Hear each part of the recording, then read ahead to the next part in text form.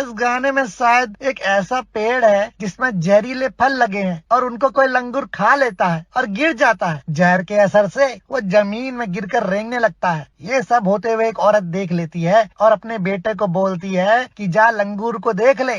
तो लड़का उसे ढूंढ लेता है और अपनी माँ से बोलता है कि माँ, लंगूर तो ये रहा, रेंग रहा है, क्योंकि उसने वो वाले फल में से एक च्यू कर लिया है। तो वो कहता है, लंगूर माँ ये रेंग रहा, च्यू वो वाला एक रे। तभी वहाँ मोदी जी आकर वो फल तोड़ने की कोशिश करते हैं और माँ उन्हें बोलती है, ये मोदी वो ना लेना तोड़ के रे। सो प्लीज फाइंड दिस फलसफा सॉन्ग फॉर मी प्लीज।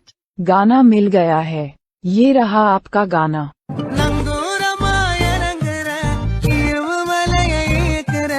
எம்மாடி எம்மாடி உன்னால நான் துடிக்கிறேன்।